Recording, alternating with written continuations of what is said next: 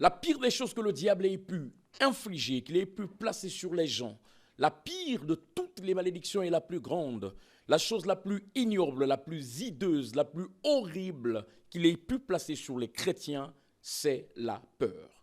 La peur de placer ses mains sur les promesses de Dieu et de se les approprier, la peur de prendre Dieu au mot, la peur d'obéir et de faire uniquement ce que Dieu nous dit de faire, la peur de sortir de sa zone de confort, la peur de briser son système, la peur de sortir de sa patrie et d'aller dans un lieu inconnu, la peur du rejet, la peur de la vie et du regard de l'autre, bref, la peur de l'échec. Mais qu'est-ce que c'est exactement la peur? D'où vient-elle cette peur? Et quel est son impact effectivement sur notre accession aux ressources du royaume? Chers amis, jeunes chrétiennes et chrétiens, bienvenue sur VAR, Vision, Action, Ressources du royaume, cette plateforme qui traite sur les ressources du royaume, une prise de conscience pour que les jeunes vivent pleinement leur vie, s'épanouissent en Christ, effectivement en bénéficiant en abondance des biens que le Seigneur a placés sur notre chemin. Aujourd'hui encore, nous sommes avec le Dr King. Dr King, bonjour. Bonjour, frère Tony. Comment allez-vous ce jour? Bien par la grâce du Seigneur. Gloire à Dieu. Heureux de vous recevoir encore. Merci de votre temps et merci de votre disponibilité sur VAR. Merci. D'entrée de jeu, qu'est-ce que vous pensez de VAR, à l'instar des jeunes qui nous suivent? Bon, vous savez que c'est pour moi un plaisir d'être continuellement et constamment invité à prendre part à cette plateforme pour mettre à la disposition de cette nouvelle génération les différentes grâces, connaissances que le Seigneur a mis effectivement dans nos cœurs. Okay. Vous savez que la jeunesse, c'est l'avenir. Dans Joël chapitre 2, 28, je crois, le Seigneur fait mention des jeunes là qui auront des visions. Et ces visions ne sont pas simplement des visions par prémonition ou par, c'est pas de façon subconsciente comme ça, mais c'est aussi des visions intérieures. Okay. C'est aussi des visions des destinées. Et il est aussi fait mention que les vieillards auront des songes. Okay. Et vous savez que le songe d'un vieillard, lorsqu'il est transmis à une jeunesse, elle devient la vision pour une jeunesse. Okay.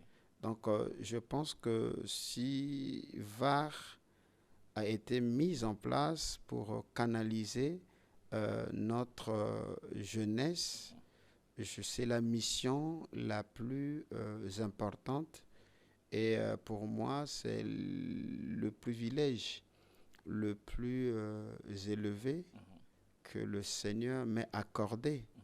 Pour quelle raison? Parce que dans les études prophétiques, nous avons suivi en quelque sorte une carte prophétique parlant de la succession des 4 générations.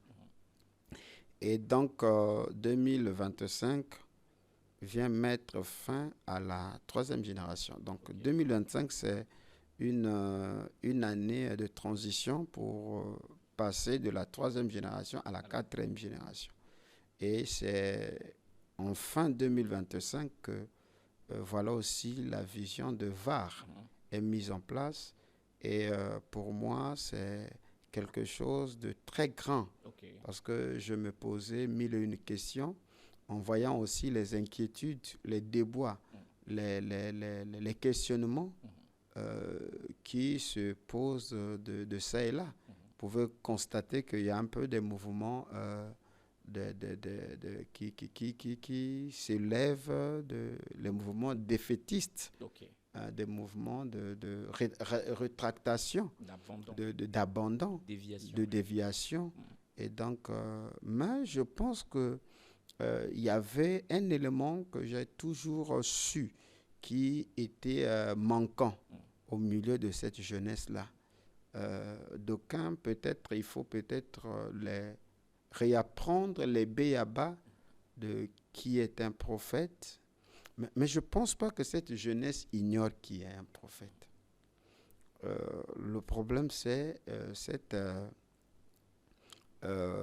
agenda prophétique qu'il faut mettre à la disposition de la jeunesse et quels sont les outils, les moyens disponibles pour faire face aux réalités de la quatrième génération. Parce que nous sommes bien sûr dans des générations qui subissent des mutations technologiques, des mutations énergétiques, au niveau des astres. Donc, dans plusieurs domaines, il y a des mutations. Il y a des mutations très rapides d'ailleurs. Très rapides. Voyez-vous que nous avons quitté déjà le basculement entre la génération d'avant l'an 2000 et la génération 2000 avec l'afflux de l'Internet, des réseaux sociaux. Vous voyez que comment il y a eu mutation, comment ça a eu de l'impact et des perturbations au niveau de la spiritualité, de la compréhension. Parce que nous vivons une période où un rétrograde devient célèbre dans les réseaux sociaux. Donc celui qui hier était quelqu'un à éviter, mais c'est celui qui attire aujourd'hui parce qu'il a la possibilité de parler. Donc voyez-vous que tout a basculé. Maintenant, avec l'arrivée de l'IA, de l'intelligence artificielle, donc vous voyez que nous rentrons dans la quatrième génération qui sera bien sûr plus influencée par l'IA. Donc je pense qu'il y a tout un protocole, il y a toute une armure qu'il faut mettre à la disposition de cette nouvelle génération pour faire face aux réalités de la quatrième génération, qui est la génération bien sûr apostate, qui est la génération bien sûr qui ira en déportation.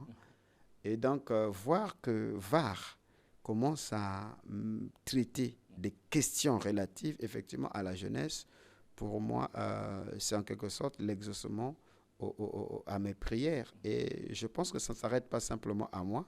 Je crois qu'il y a d'autres pères aussi qui ont eu ce genre de prémonition, ce genre d'inquiétude dans leur intérieur. Et je pense que VAR est quelque chose qui vient à point nommé pour faire face effectivement au problème de la jeunesse. Nous l'espérons aussi et nous pensons que le Dieu du ciel nous aidera à aller jusqu'au bout de ce projet, lequel est en train de viser justement l'éveil de conscience, la reprise de notre identité et effectivement l'entrée en possession légale de tout ce qui est à nous, mais peut-être que nous ignorions depuis tout ce temps. Et Pasteur King, nous sommes ici donc en train de parler pour ce numéro sur la peur.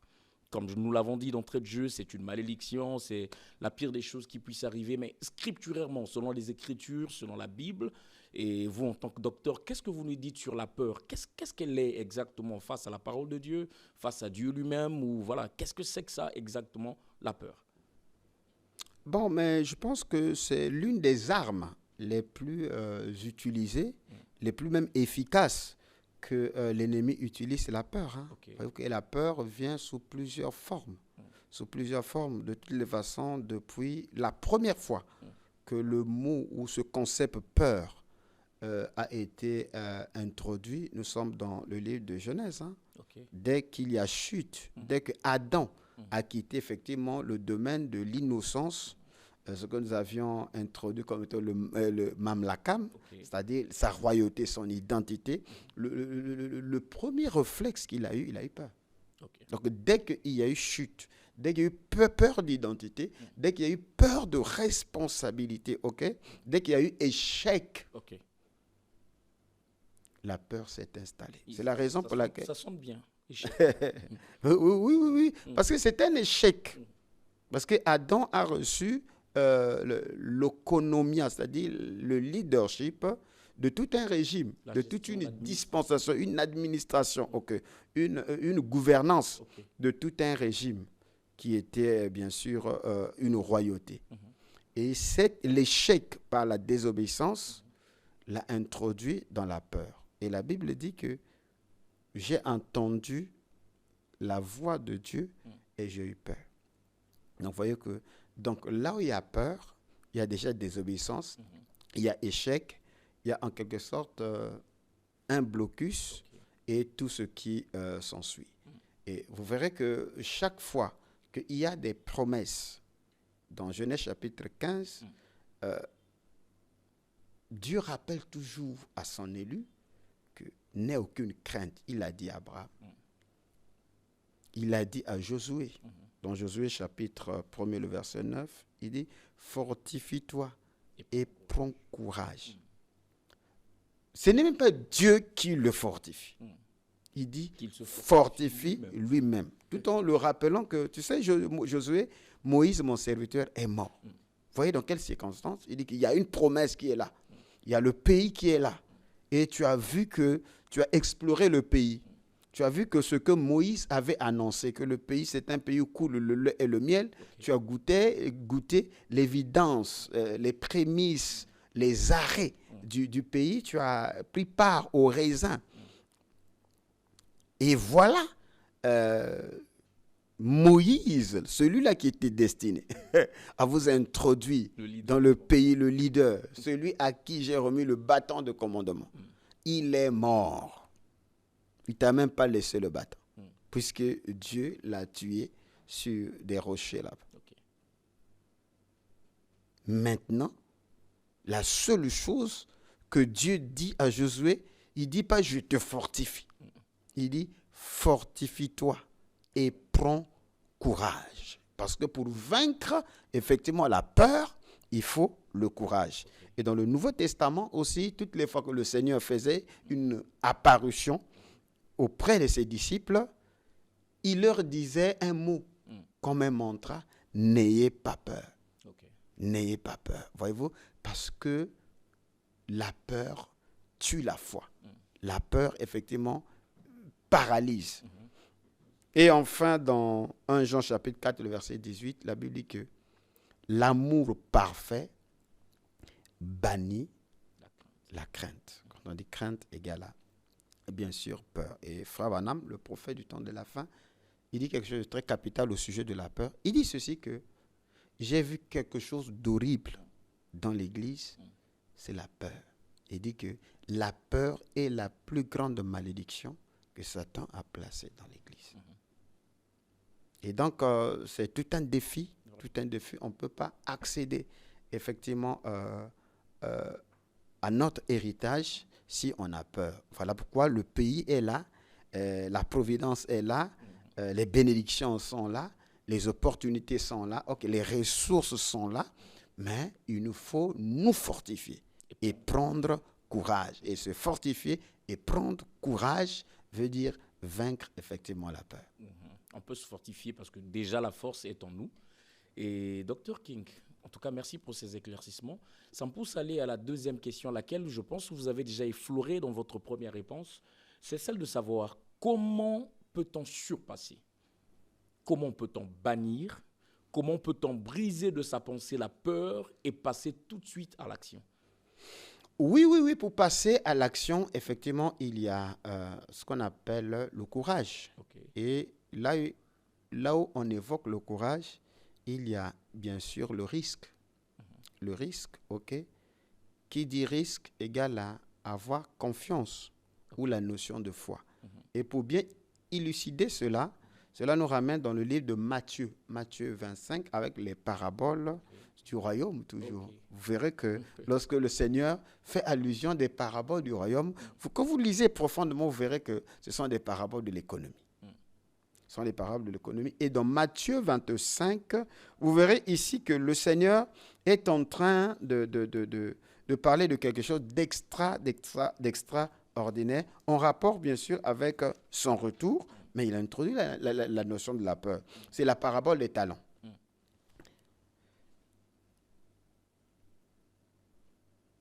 Il dit qu'il en sera comme d'un homme qui, partant pour un voyage, appela ses serviteurs et leur remit des biens. Il donna 5 talents à l'un d'eux, à l'un, 2 à l'autre, et à un au troisième, et chacun selon sa capacité, et il partit. Celui qui en avait reçu 2 les a fructifiés. Parce qu'il croyait en la capacité. Donc, il a reçu un talent qui rimait avec la capacité. Et celui qui en a reçu 5 a reçu un talent qui rimait avec la capacité. Et le 3e, selon sa capacité, on lui a remis un talent. Et je pense que c'est celui-là que le maître aimait plus. Mais, Ah oui. ce qui l'a frappé ici, ce qui me frappe ici au verset 18, celui qui en avait reçu quand alla faire un creux dans la terre et cacha l'argent de son maître. Il n'y a aucune initiative, il n'y a aucune réflexion. Et c'est une notion qui enseigne la procrastination. Et c'est là où beaucoup meurent. C'est là où beaucoup campent effectivement dans l'évangile de l'asservissement, être asservi, ok? Pour développer ainsi le sentiment selon lequel la pauvreté est une vertu, que je suis sauvé spirituellement, je suis scellé intérieurement, et bon, tout va bien, je vais hériter le ciel. Mais voyez-vous que l'amour même du maître ici, c'est de combiner la capacité avec le talent en vue de la fructification. Et nous revenons ainsi dans... Il n'en était pas ainsi au commencement. Okay. C'est que le fruit, ce qu'on appelle le potentiel, doit se multiplier. Voilà qu'il dit que fructifier. Et pourtant, ce serviteur, il n'avait pas grand travail à faire. Il a reçu un seul. Il avait à travailler sur un seul et puis fructifier par rapport à celui qui a reçu 2, par rapport à celui qui a reçu 5. Le problème n'est pas le nombre. Maintenant, le problème, c'est que il a été frappé par le fléau de la peur. Okay. Le verset 24, il est dit que celui qui n'avait reçu qu'un talent s'approcha ensuite et lui dit, « Seigneur, je sais que tu es un homme dur qui moissonne où tu n'as pas sémé et qui amasse où tu n'as pas vanné. J'ai eu peur et je suis allé cacher ton talent dans la terre. Voici, prends ce qui est à toi. » Mais docteur, avant d'aller plus loin, excusez de vous interrompre, est-ce qu'il n'avait pas raison, ce serviteur? Connaissant son maître méchant, dur, qui va moissonner là où il n'a pas planté, c'est quelqu'un qui était injuste, on va dire, avare. Mais la dureté peut être l'expression même de l'amour. Parce que la Bible dit qu'il châtie ceux qu'il aime. C'est-à-dire la verge a pour rôle, de perfectionner. Donc là où il n'y a pas de dureté, il y a laisser aller. Là où il y a dureté, c'est qu'il y a établissement des lois. Donc, je pense et je crois que sa faute, c'est de ne pas avoir compris l'attitude du maître. Parce que les gens veulent avoir des maîtres qui ne contrôlent pas. Et où a-t-il appris que le maître est dur? Je pense que ça venait de l'extérieur. Parce que sous-entendons qu'un homme, le maître n'était pas obligé de mettre ce serviteur dans la confidentialité. Et d'ailleurs, le maître avait repéré dans ce serviteur un potentiel. Parce qu'il a donné à chacun selon ses capacités. Donc, il a vu dans ce serviteur la capacité de pouvoir multiplier. Okay. Parce que s'il n'avait pas vu la capacité et s'il n'était pas capable, le maître n'aurait pas dû confier son héritage, ses talents, son argent à un serviteur qui est inutile. Et je pense que personne n'est né inutile.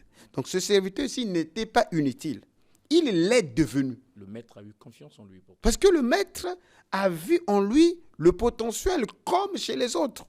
Et il les a donnés. Souvenez-vous que c'est un investisseur. C'est un investisseur ici.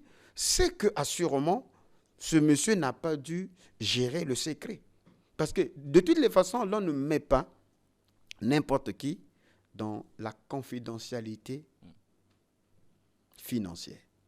Et lui, il a eu ce privilège d'avoir la confiance, non pas seulement du maître, mais que le maître pousse le maître, l'établit, l'introduit dans un circuit qui ne consistait que à prendre le risque, à avoir des informations précises pour multiplier le talent qu'il a fait. Parce que combien de personnes sont capables?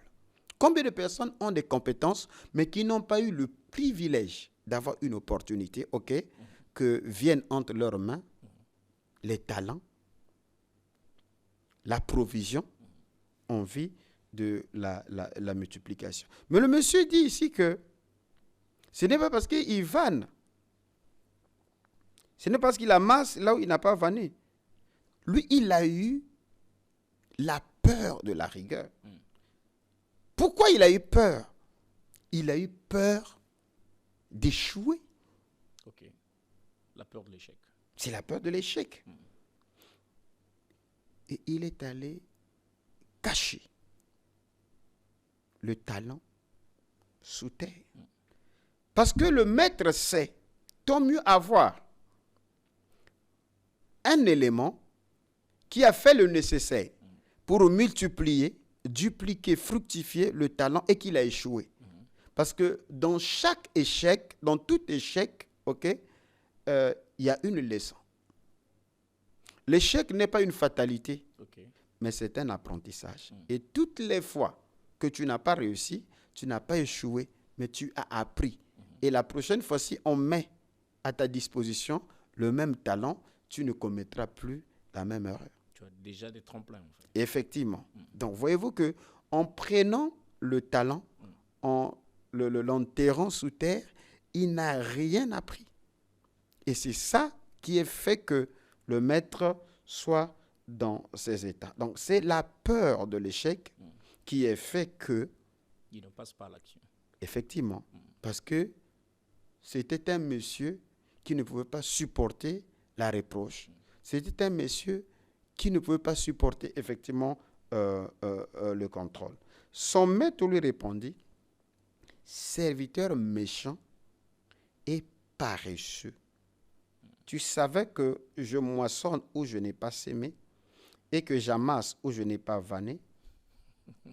Il te fallait donc remettre mon argent au banquier et à mon retour, j'aurais retiré ce qui est à moi avec un intérêt. » Donc même la démarche la plus simple et la plus facile d'aller faire un dépôt en banque pour que ça soit mieux protégé et que ça tourne, au moins ça génère des intérêts, il n'en a pas fait.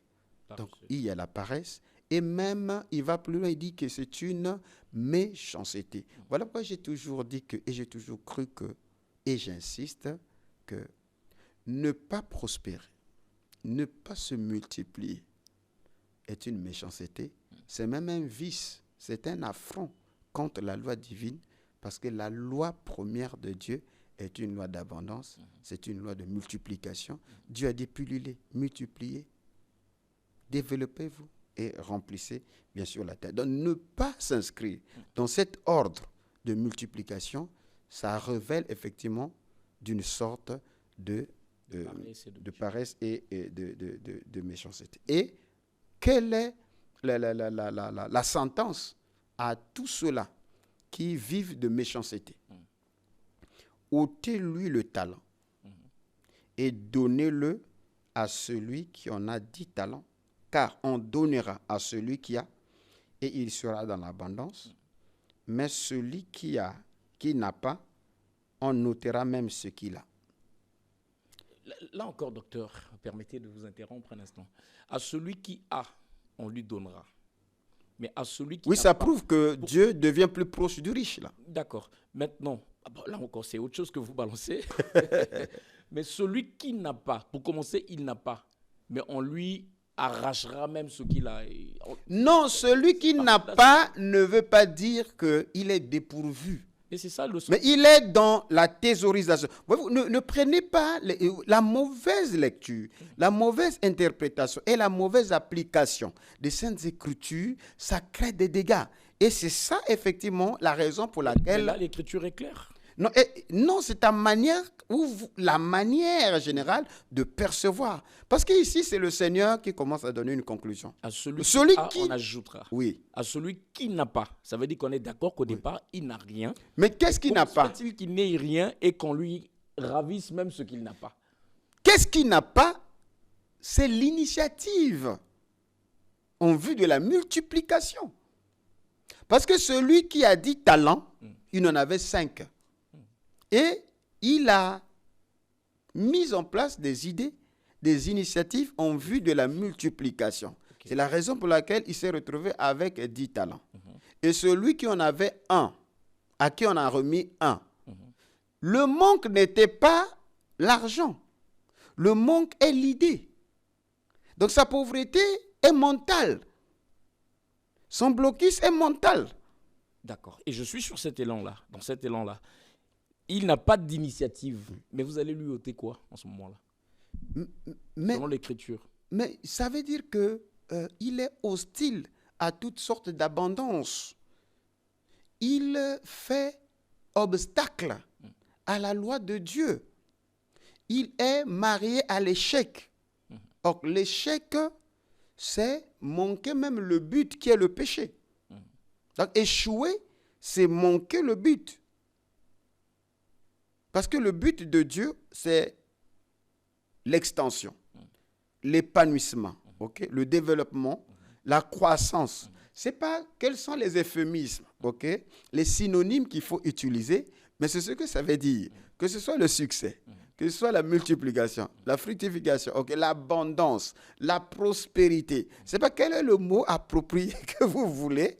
Ça veut dire croître.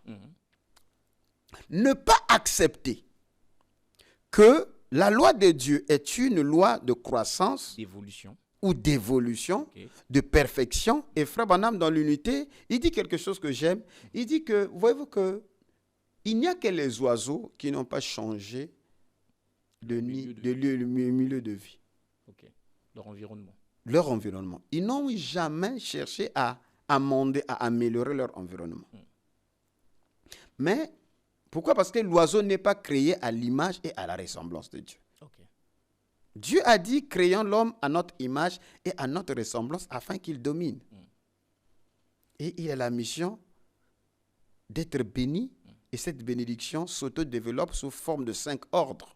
Fructifier, multiplier, remplissez la terre, assujettissez et dominer. C'est 5 ordres qui introduisent bien sûr le règne de Dieu. Il y aura un numéro spécial sur ça. Oui, effectivement. Alors, vous voyez que donc, lorsque nous comprenons effectivement le but premier, que la loi divine est une loi d'épanouissement, est une loi de croissance. Accepter cela, ok, c'est cela devenir un serviteur fidèle. C'est cela briser sa peur. Ben oui, parce que briser sa peur, ok, c'est de comprendre que l'intelligence, les idées, l'ouverture de l'esprit, ok, vient effectivement de la part de Dieu. Parce que l'une des malédictions, dans Deutéronome 28, après le verset 15 jusqu'au verset 65, c'est que tu tâtonneras même en plein jour. C'est-à-dire, il y a les gens qui sont frappés du macaque, du délire. Okay? Donc, le blocus, le manque d'idées est une malédiction. Parce que l'une des bénédictions que Dieu vous donne, c'est l'ouverture du ciel. Et quand le ciel est ouvert, c'est qu'il y a la génération, bien sûr, des idées. C'est la raison pour laquelle, quand Jacob, en allant vers la Mésopotamie, il a mis sa tête sur la pierre. Et vous savez, si nous rentrons là, avec la révélation et toutes ces histoires, bon, nous ne sommes pas là. Mais le ciel, il a constaté que le ciel a été ouvert. Et il a vu que les anges de Dieu montaient et descendaient. Il a compris que ce lieu-ci était un sanctuaire. Il a oint la pierre et il a fait des vœux autour de cette pierre. Et il a renommé ce lieu qui était appelé Luz, qui est devenu Bethel. Il dit, si tu me bénis, tu me vêtis, tu me donnes du pain à manger, je te paierai la dîme de tout ce que tu me donneras. Fut un moment en Mésopotamie, il a été malmené, ok. Laban a changé, je crois, 10 fois son salaire. Mais le Dieu de restauration est venu et a envoyé son ange. L'ange n'est pas venu à Jacob pour lui donner de l'argent. Il a ouvert son intelligence en lui donnant les clés. Il dit, prends le peuplier, prends l'amandier, prends tel arbre, fusionne-les dans l'eau, ok? Et lorsque les brebis vont boire, ils vont produire des petits avec des taches. Donc, c'est une loi de la visualisation, parce que ce que vous voyez, c'est ce qui sera. Donc, plus ces brebis regardaient les traits, ils ont fini par reproduire effectivement les brebis tachées. Donc, la bénédiction de Jacob est venue par la première des bénédictions qui est l'ouverture de l'esprit, c'est-à-dire l'idée ou l'intelligence. Et tout succès, toute croissance, toute bénédiction, okay, toute réussite, ça commence par l'idée. Le problème, c'est que les gens demandent autre chose. S'il faut demander quelque chose au Seigneur, c'est l'idée. Parce que l'idée, c'est ce qu'on appelle la vision, la pensée, okay, le projet. Okay. Vous voyez? Donc, le monsieur ici, qui est devenu, j'ai dit qu'il n'est pas né serviteur inutile, mais il l'est devenu, ok, par la loi de la paresse et de la méchanceté. L'absence, bien sûr, de l'initiative, l'absence de la vision. La peur. La peur. La peur, effectivement, de l'échec. Okay. Si j'échoue ici, qu'est-ce qui va m'arriver? Essaye d'abord. Prends le temps de réfléchir. Parce que tout ne commence pas par l'application, tout commence bien sûr par des idées. Donc, si on lui ôte, c'est parce qu'il a thésaurisé, il a bloqué, okay, ce que le maître a mis à sa disposition. Et voyez, quand le Seigneur est en train de parler ici, ces paraboles ici ont une multiple application. Vous voyez, ici, on est en train de traiter la question sur les ressources. Mais c'est aussi, premièrement, la première idée du Seigneur, ou la première pensée pour laquelle ces paraboles ont été données, c'est en rapport avec la seconde venue, ou le retour du Seigneur. Donc, ce qui revient à dire que le Seigneur vient trouver une église riche, une église pleine de ressources, une église pleine des initiatives, okay? Une église qui est active. Ce n'est pas quelqu'un va dire, oh, c'est spirituel, c'est la même loi. C'est la même loi qui est la loi de la multiplication. Jésus n'a pas eu besoin de milliers de gens pour gagner le monde. Il a dit que le Fils de l'homme sera élevé et tous les hommes seront attirés. Mais il a eu besoin de 12 seulement. Et sur les 12, un est parti. Donc sur 11, aujourd'hui, sa voix, ses principes, son enseignement s'est répandu, bien sûr, aux quatre coins de la terre. Dans sa prière sacerdotale, il dit, je ne prie pas seulement pour eux seulement, mais pour ceux qui croiront au moins par leur parole. Donc un grain a produit 60, un autre 30, un autre 100. C'est la loi, bien sûr, de la multiplication. Je suis en train de vous dire que ce sont les paraboles du royaume. Et les paraboles du royaume sont des paraboles de multiplication. Et tout ce qui dit multiplication égale à, bien sûr, l'économie. Donc, dans les paraboles du royaume, voyez-vous que le Seigneur parle continuellement, bien sûr, de la ressource. Donc, si l'on ôte ce qu'il a, enfin, ce qu'il n'a pas. Ce qu'il n'a pas, c'est-à-dire qu'il est tellement pauvre. Voilà pourquoi c'est un principe montrant que Dieu, les pauvres continueront à devenir pauvres et les riches continuent effectivement à s'enrichir. Pourquoi? Parce qu'il y a un auteur qui a écrit Père riche et Père pauvre. Robert Kiyosaki a fait un parallélisme entre son père pauvre et son père riche, et montrant ainsi que la seule différence entre le riche et le pauvre, ce n'est pas le temps. Ils ont le même temps, ils ont 24 heures, ok, ils ont les deux yeux, ils ont un nez, ils ont une bouche, ils ont deux mains, ils ont deux pieds, ok, mais ce qui fait la différence, c'est leur système de pensée. Ce sont les informations que les riches, ok, gère, et c'est ce qui est différencié entre le riche et bien sûr le pauvre. Pour ce qui est de la rigueur, c'est la même rigueur là que le maître va amasser où il n'a pas, il va amasser là où il n'a pas vanné, il va moissonner là où il n'a pas sémé. Qui est plus en danger? Est-ce celui qui avait un talent ou celui qui en avait 5? Parce que entre celui qui a perdu un talent et celui qui a perdu 5 talents, auprès de qui le maître sera plus méchant? Celui de 5. Ok. Mais pourquoi celui de 5, malgré la rigueur du maître, a pu réussir, et celui qui n'avait qu'un seul talent, dont les risques étaient même moindres, lui, il n'a pas pu réussir?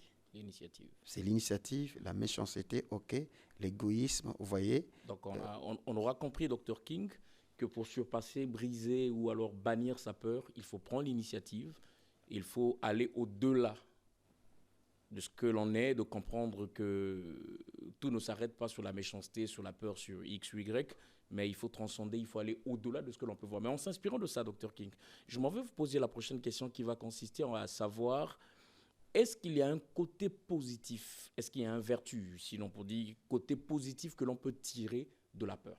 Est-ce qu'il y en a? Oui, vous savez que la lumière se cache derrière l'obscurité. Et j'avais dit tantôt que la lumière soit et la lumière fut n'était pas la création de la lumière, mais c'était une manifestation de cette lumière. Okay. Donc, quelque chose de bien peut émaner de la peur. Parce que si Dieu dit à Josué,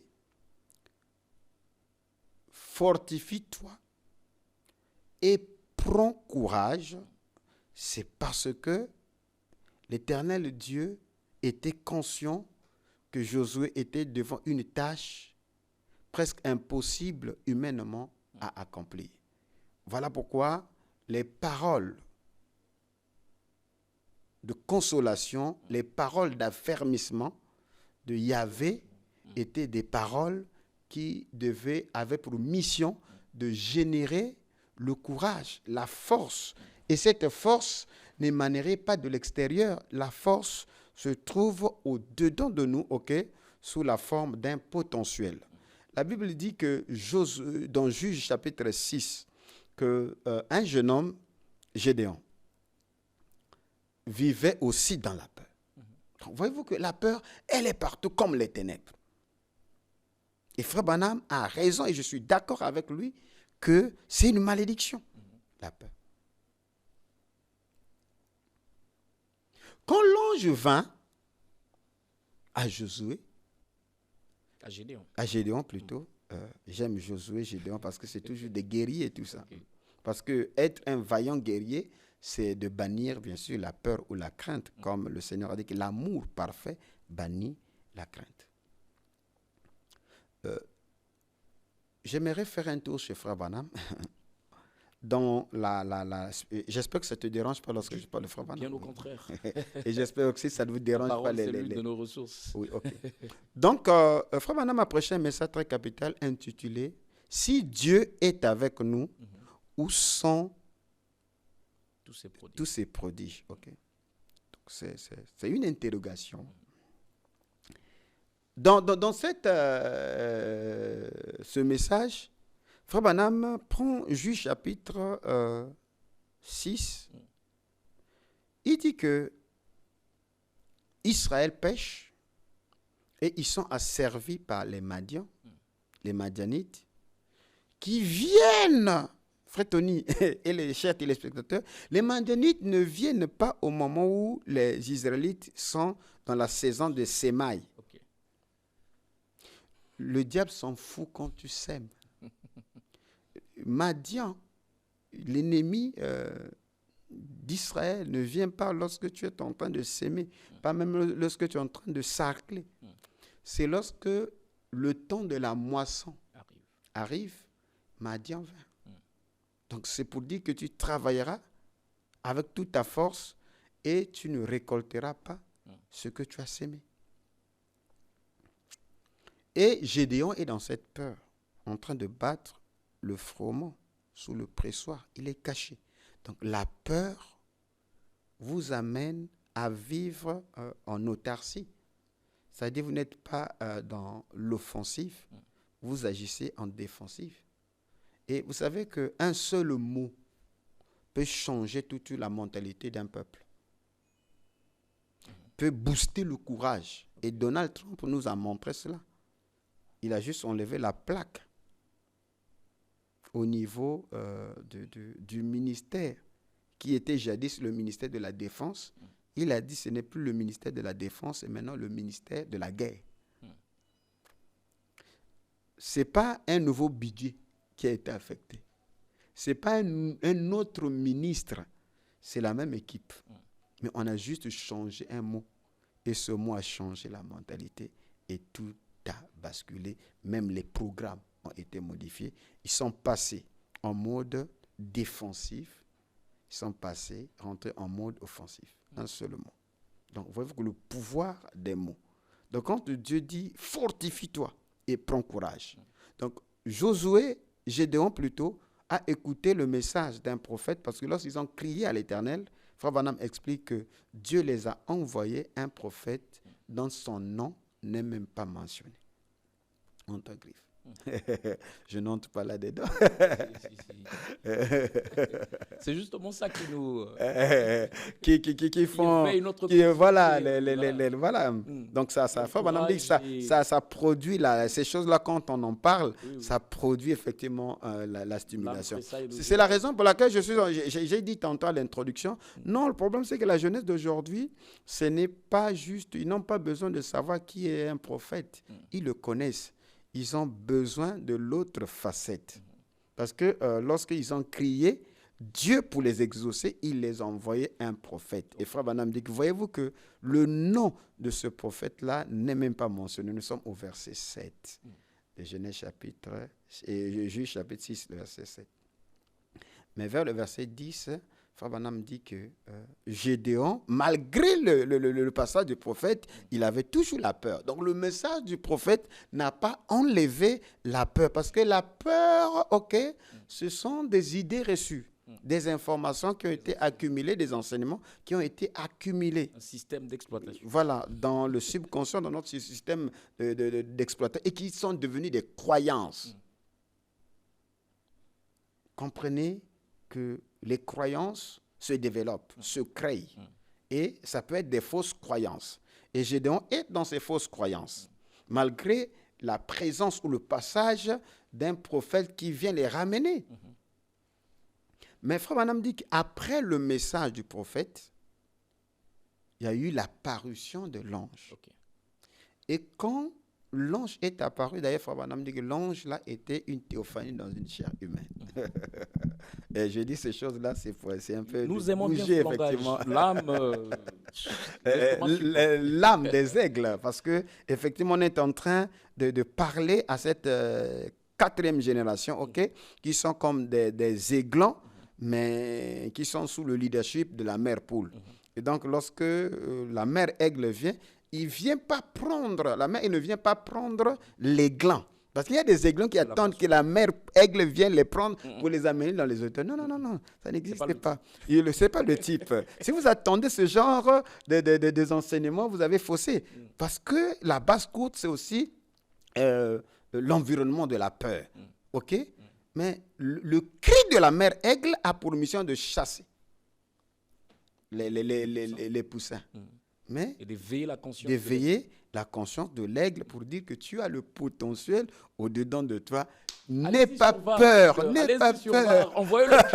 Les aiglons sont prêts à réagir. Voyez-vous que donc VAR, je pense que c'est ce cri-là qui vient effectivement pour vous dire que, jeunes gens, vous avez vaincu l'ennemi. Vous êtes exceptionnels. Ne vous regardez pas dans la situation dans laquelle vous êtes maintenant. Vous êtes destinés à accomplir des choses plus grandes. Ne vous contentez pas de la saleté autour de la basse-cour. des vers de terre. Non, ce n'est pas ce à quoi vous êtes destinés. Vous avez un ciel à explorer. Votre domaine de leadership, c'est le ciel. Vous devez avoir une vision plus élargie. Donc, nous retombons là, effectivement, dans les idées. Voilà pourquoi Dieu a dit à Abraham, parcours le pays. Vous devez parcourir. Vous devez visualiser. Et on ne peut pas visualiser aussi longtemps qu'on a intégré des fausses croyances. C'est la raison pour laquelle, malgré le passage du prophète, Gédéon est encore dans la peur. Et quand l'ange est venu, l'ange n'a pas donné une épée magique à Gédéon. Non. Et les gens sont dans les églises en train d'attendre des épées magiques pour changer leur situation, pensant que non, Dieu connaît, Dieu va faire. Mais Dieu fait comment? Le comment faire de Dieu. C'est ça la mission, effectivement, de cette plateforme VAR. Comment Dieu fait? Le comment faire. Là. Donc, alors, souvenez-vous que nous sommes dans Juge 6. Nous sommes en train de traiter la question. La peur, je l'appelle même un mystère, le mystère de la peur. L'ange dit à Gédéon, il l'appelle vaillant héros. C'est curieux. Dans le langage des humains, dans la récompense des humains, celui qui est héros, c'est celui-là qui a combattu, qui a vaincu, et c'est celui qui a remporté de grandes victoires qu'on décore comme étant des héros. Mais dans les ressources du royaume, dans le langage angélique, dans la présence de Dieu, il t'appelle héros avant même que tu n'aies livré une bataille, parce qu'en effet, ce qui est extérieur n'est qu'une émanation de ce qui est intérieur. Parce que les batailles que tu vas vaincre, tu les as déjà vaincus dans une dimension supérieure. C'est la raison pour laquelle l'ange appelle Gédéon vaillant héros. Et Gédéon est même surpris d'être appelé par l'ange de Dieu un héros. Et voyez-vous que la peur, le raisonnement des fausses croyances de Gédéon l'amène où? Je suis un Éphraïmite. Ma famille est la plus petite. Donc, il commence à dire, depuis que moi j'ai combattu, je suis le dernier né de ma famille, le plus petit de ma famille, et même ma famille est la moindre. Peur qui étouffe le potentiel. Mais effectivement, donc, tout ce que Gédéon, il dit, donc c'est une déception. C'est incroyable. Peut-être que l'ange fait une erreur, ce n'est pas moi. Et combien d'individus, des jeunes gens qui se retrouvent dans la situation de Gédéon en train de crier, peut-être c'est une erreur. Est-ce que ce que le docteur est en train de développer, ce que l'émission VAR est en train de divulguer, est-ce que c'est pour les nous autres là? Peut-être c'est une erreur. Il parle à autre personne. Voyez-vous? Mais il s'agit bien de Gédéon. Donc, tout ce que Gédéon renvoie chez l'ange, c'est tout ce qui est négatif. De sa propre personnalité, il ne croit pas parce qu'il est le plus petit, donc ce n'est pas à lui d'être guéri. Non, ce n'est pas possible, il n'est pas un vaillant héros, ce n'est pas possible. Et si c'était possible, mais ça devait sortir, un vaillant héros devait sortir dans l'une des plus grandes familles. Or, la mienne là est la plus petite. Donc tout ce que Gédéon a, c'est la négation.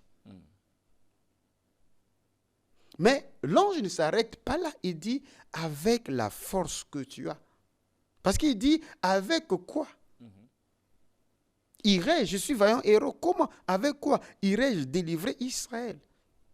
Va avec la force que tu as. Il se disait que si Dieu avec nous sont tous ces miracles et tout ça, en fait, c'est juste une perche pour dire, donne-moi une épée ou quelque chose comme un bâton. Moïse est allé avec le bâton. Mais l'ange, ce n'est pas dans la même circonstance. Ici, ce n'est plus le bâton. Il dit, ce dont tu as besoin pour remporter les victoires se trouve déjà en toi sous forme de potentiel.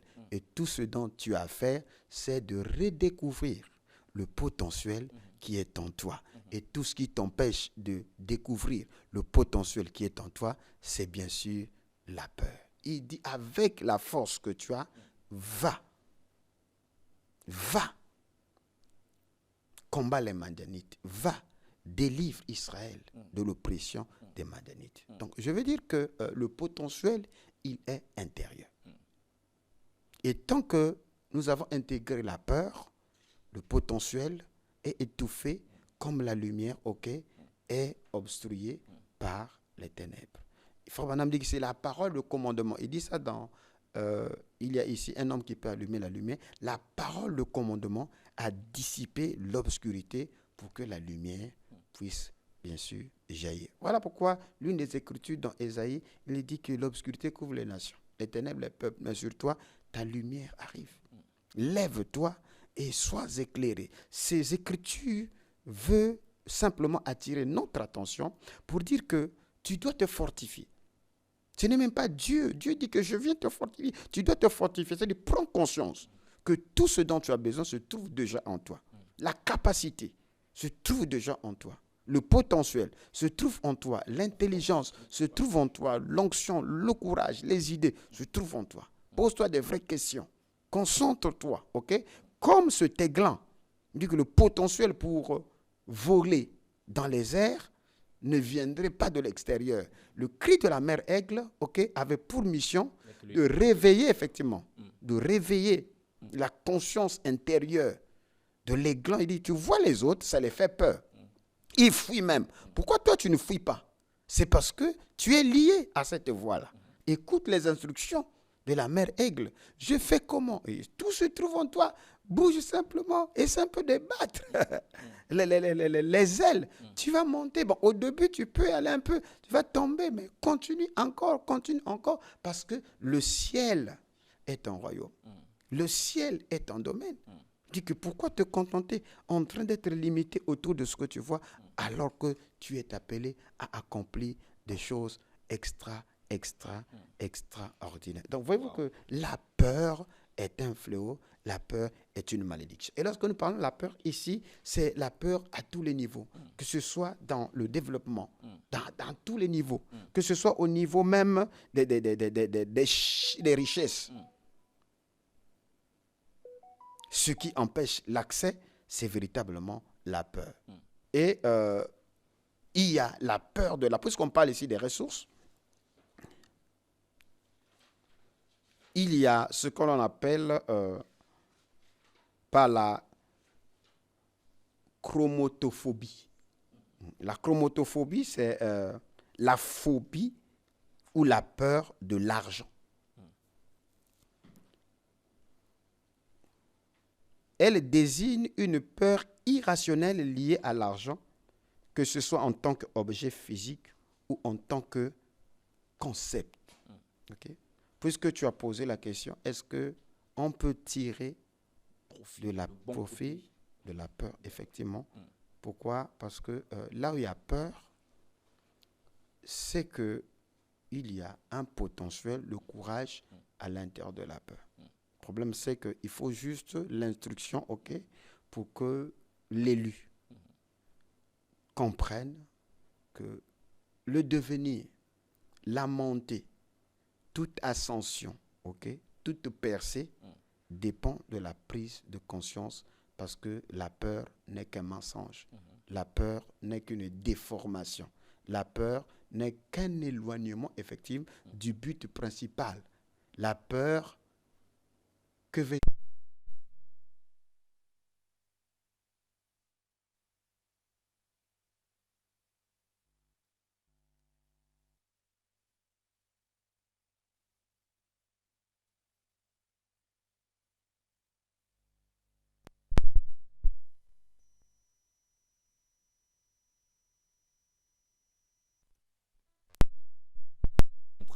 En possession. Parce que c'est pour continuer. Ces jeunes-là, ce que vous appelez païens, qui deviennent ministres, pouvez-vous vous imaginer sans Dieu? Sans Dieu. Qu'est-ce que ces jeunes gens ont de plus que vous n'avez pas. Et si l'on vérifie, vous avez une moralité plus élevée qu'eux. Vous avez parfois pour certains plus de diplômes qu'eux, plus d'intelligence qu'eux. Vous avez énormément de vertus qu'eux. Pourquoi eux, ils arrivent à parvenir et vous êtes même au niveau où même le pain en abondance est encore un problème. C'est un problème de la peur. Même pas en abondance, le pain quotidien. Ça. Le pain quotidien est encore un problème. C'est la raison pour laquelle VAR est là. Et nous bénissons le Seigneur aujourd'hui où on peut se retrouver autour de cette plateforme pour instruire effectivement. Je prie que le Seigneur fasse de ma voix comme la voix de la mère aigle par ses instructions, que les aiglons qui sont encore liés par effectivement le mystère de la peur, voyez-vous, mais c'est incroyable, c'est incroyable. Je sens que ça commence à couler, mais c'est extraordinaire ce qui se passe. Je ne sais pas si pour ceux-là qui ne sont pas sur en présentiel, je sens la présence de la Shekinah ici, la présence de la colonne de feu, parce que le Seigneur est en train de débiter des informations extraordinaires et je peux sentir véritablement sa présence. Vous savez que Frère Branham a dit quelque chose dans la prédication, les aigles de Dieu. Il dit que le spectacle le plus horrible qu'il n'ait jamais vu, c'est de voir un aigle être encagé. Il dit, comment il commence à décrire les vertus de l'aigle. Il commence à... Et prochainement, je crois qu'on va parler sur le leadership tiré de la nature, bien sûr, de l'aigle. Parce que Dieu, en matière de leadership, effectivement, il a deux animaux. Il y a l'aigle et bien sûr le lion. Donc, Frère Branham est en train de décrire la nature de l'aigle. Comment ce grand oiseau qui est appelé à régner, parce que le roi du ciel, c'est bien sûr l'aigle. Mais lorsque vous voyez l'aigle en train de manger de la pourriture en compagnie des poulets et des canards, c'est que... Qui sont des oiseaux de la basse-cour. C'est que l'aigle est en prison. Et Frère Branham décrit la prison naturelle où il a vu cet aigle-là emprisonné. Mais le cas de ce œuf de l'aigle qui a été placé sous la mère poule et cet aiglon qui a été sous le leadership de la mère poule, cette prison est plus délicate et plus dangereuse que la prison dans laquelle l'aigle a été placé avec des barres de fer. Pourquoi ? Parce que lorsque vous voyez, je reprécise, lorsque vous voyez un aigle en train de faire la guerre avec les poussins pour trouver des vers de terre, c'est que cet aigle-là est dans une condition d'emprisonnement, perte d'identité plus extraordinaire que l'aigle qui est emprisonné. Parce que l'aigle qui est emprisonné, si vous ouvrez la prison, il va s'envoler. Mais cet aigle qui trouve sa destinée, qui trouve sa nourriture dans la poubelle en train de se chamailler avec ses proies, c'est catastrophique. Vraiment. Voilà pourquoi j'ai toujours dit que dans le film Racine, il y a deux esclaves. L'un est Toby, qui revient de l'Afrique de l'Ouest et qui était un prince. Et d'ailleurs, Frère Branham fait allusion de cette histoire-là. Et notre frère Tintini a chanté une chanson que j'aime bien, J'ai le sang du roi. Okay. Et donc, ce garçon a été capturé et il a été enchaîné. Les chaînes naturelles n'ont pas changé sa posture de prince. Il avait toujours la conscience libre, disant que sous d'autres cieux, la liberté existe.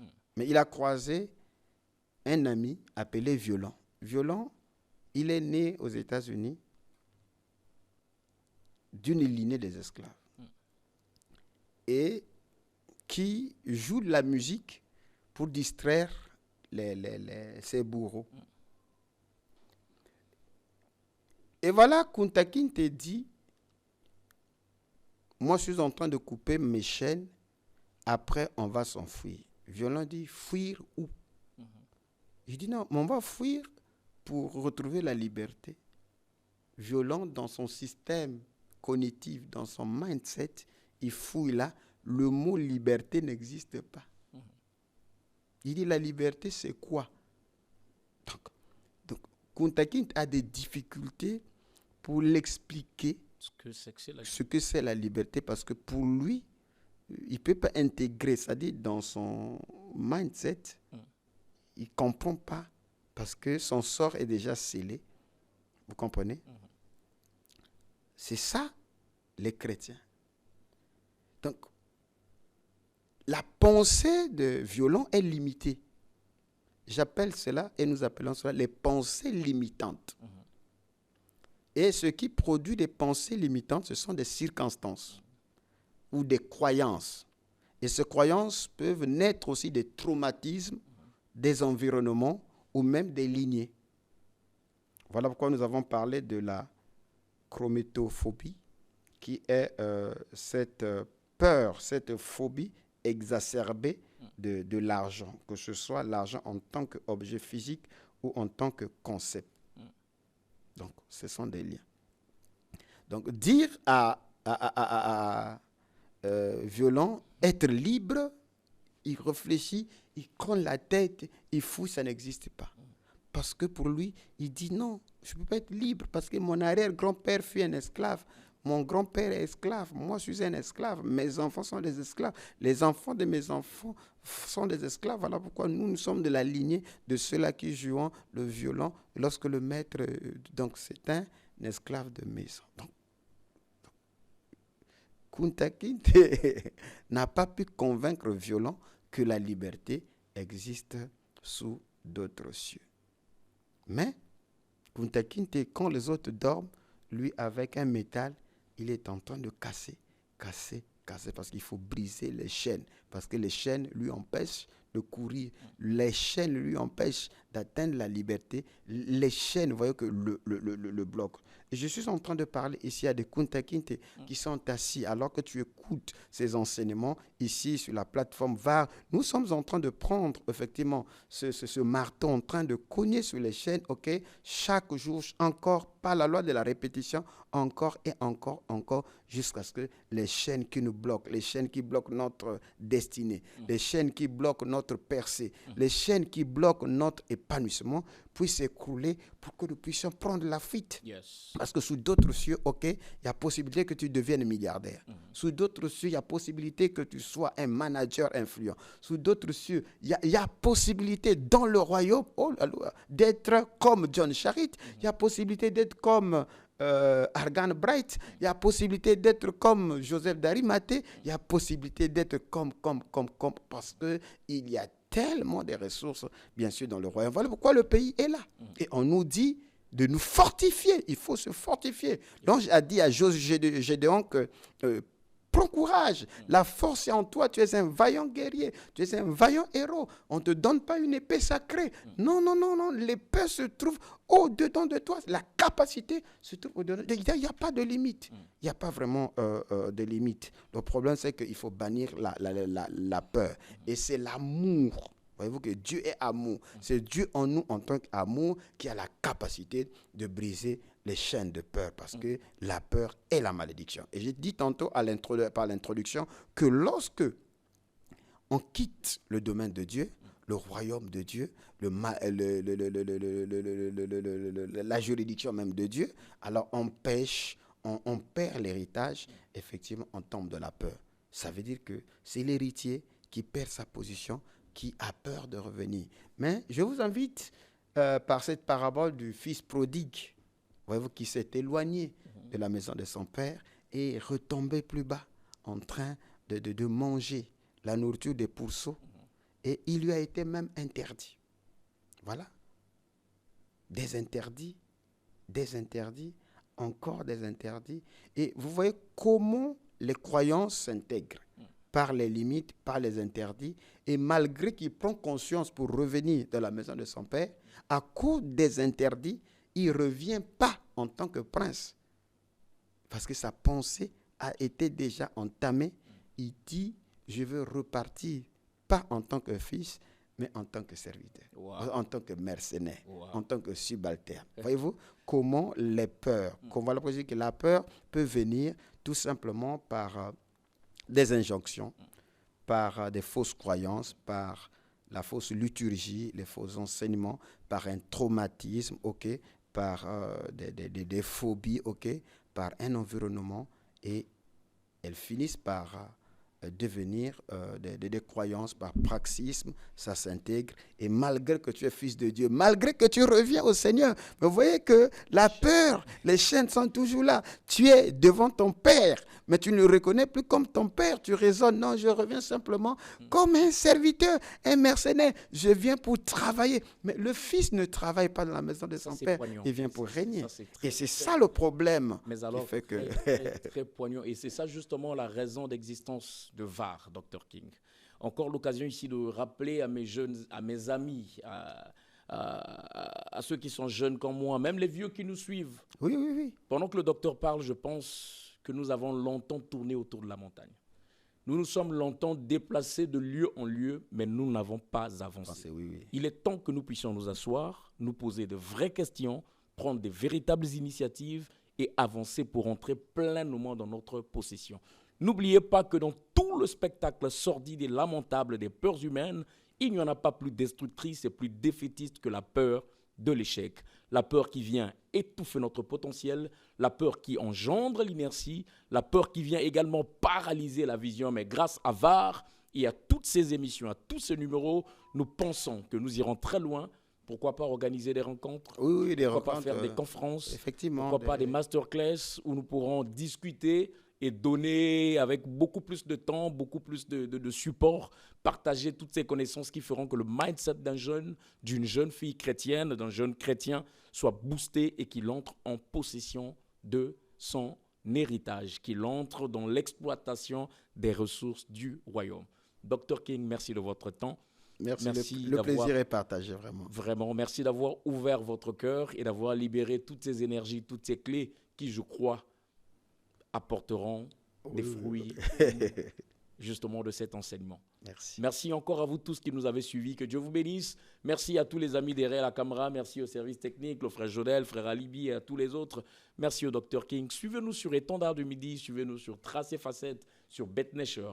À nous revoir au prochain numéro. Merci. Ciao.